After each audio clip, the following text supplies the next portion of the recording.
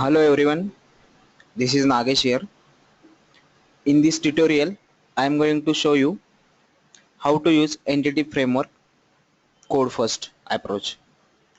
So first of all, we'll see what is entity framework, why entity framework, and how we can use the entity framework code first. So entity framework first released in 2008, and as we know it is a Microsoft product.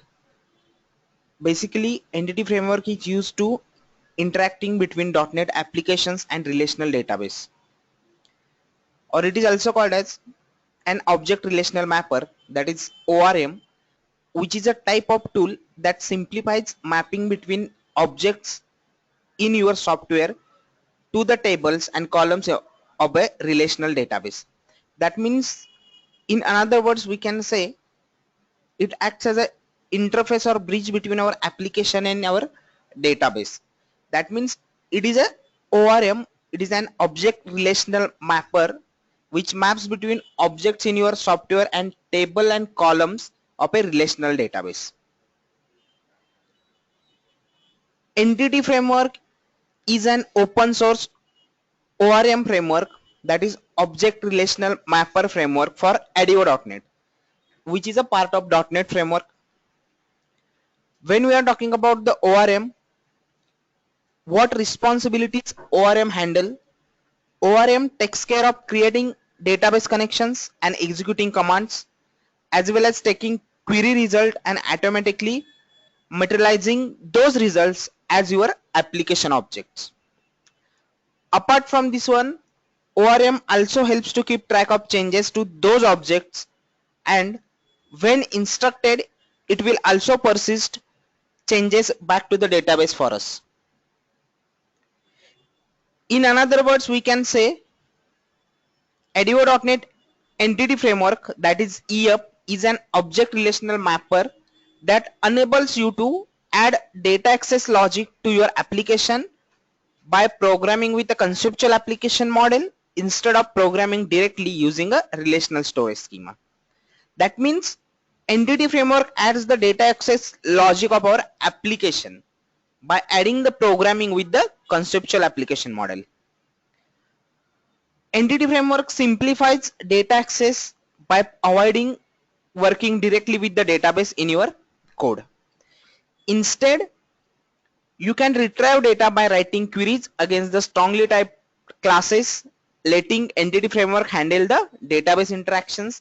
That means in this case, Entity Framework itself handles the database interaction on our behalf, including persisting changes back to the database for us as well. So this is about the what is the Entity Framework. So now, why there is need of the Entity Framework? So why Entity Framework? So Entity Framework, as we have discussed, it is an ORM, and ORMs are aimed to increase the developers' productivity by reducing the redundant task of persisting the data used in the applications. Basically, Entity Framework can generate the necessary database commands for reading, writing data in the database and execute them for you. That means it supports for the CRUD operations. Another thing about the Entity Framework is, if we are querying, we can express your queries against the domain objects using the link to entities. Then Entity Framework will execute the relevant query in the database and then materialize result into instance of your domain objects for you to work with your applications. Now, what are the different ORMs that is available in the market? So as we have discussed, that is Entity Framework is a ORM, that is it is an object relational mapper. So there are different ORMs that is available in the market, that is such as NHibernate or LLBL Gen Pro. These are the different ORMs, and typically these ORMs map your domain types directly to the database schema. So that's the reason we need Entity Framework. Then when we are working with the Entity Framework in case of the .NET, there are different ways to work with the entity framework. That means we can work differently in the .NET with the entity framework. That is, it supports three different approaches of entity framework. That is, first one is the database first. Second one is the model first, and third one is the code first.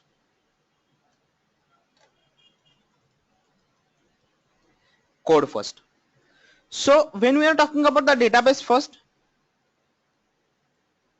as its name suggests, starting with an existing database, and based on that database we are generating the conceptual model by using the entity data model tool, and this tool generates a default conceptual model and mapping which can customize by using the entity framework designer.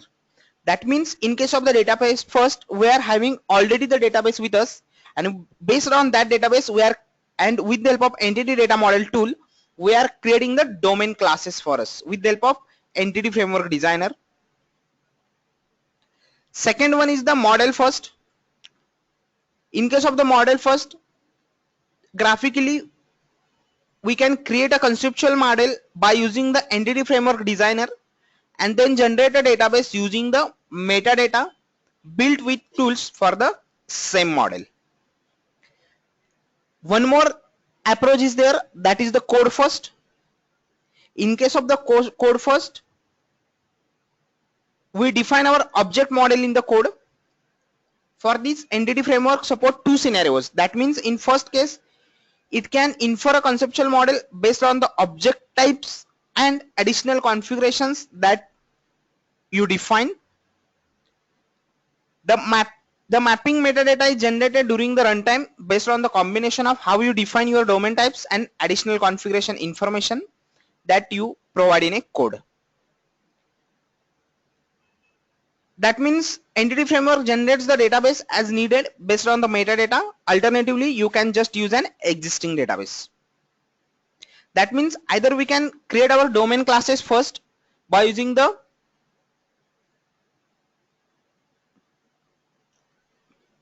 POCO, that is a plain old CLR objects, and based on that, these domain classes are independent of any particular technology, that or it is independent of the entity framework as well. We can use these POCO classes whenever we want, and based on that particular POCO classes we are going to create the database by using the code first. So this is how about these three different models, that is database first, model first, and code first. So now we are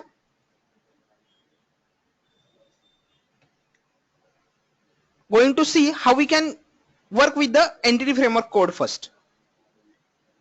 So as we have discussed, in case of the entity framework code first we are creating the POCO classes, that is plain old CLR object, these classes, and based on these classes we are creating the database. So that means in another terms we can say the entity framework code first model workflow allow you to use your own domain classes to represent the model that entity framework relies on when performing querying, change tracking, updating functions. And using the code first development workflow, we do not need to begin our application by creating the database or specifying the schema. Instead, you can begin by writing the standard .NET classes, that is the POCO classes, that define the most appropriate domain model objects for our application. So now see how we can use the entity framework code first. So in that case you can see the actual demonstration how we can use it.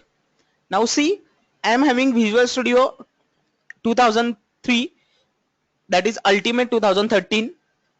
Now in this case I want to create a one new project. So file, new,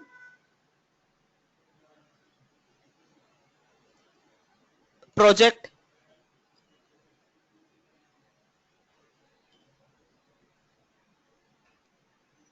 here I want to create a ASP.NET MVC application.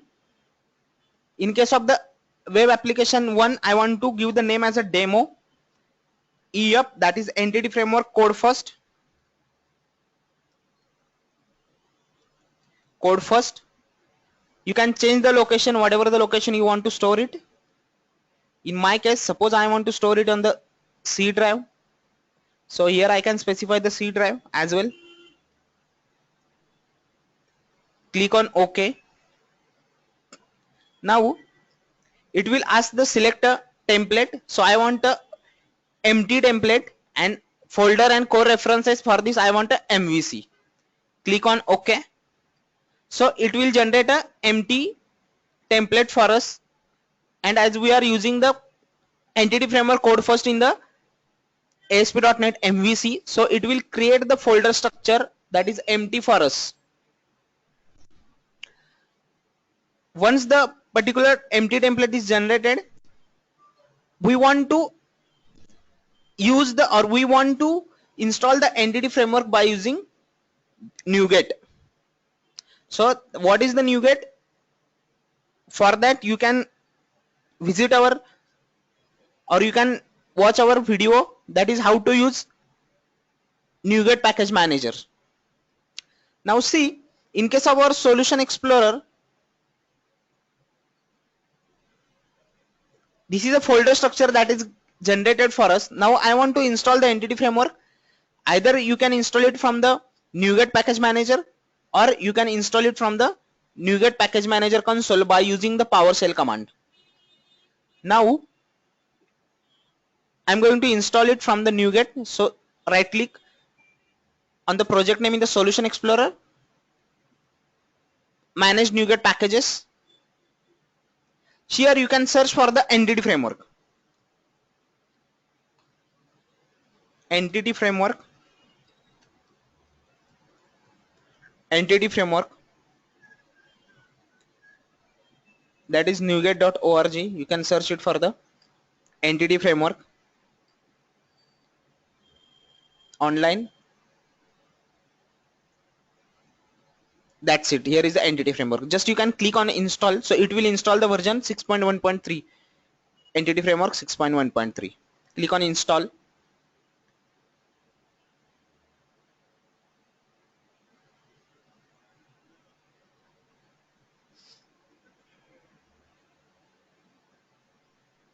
So this is how we can install the entity framework.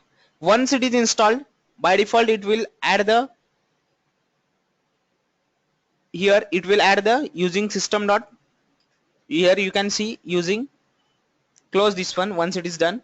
Now in case of the references, you will get a namespace that is entity framework.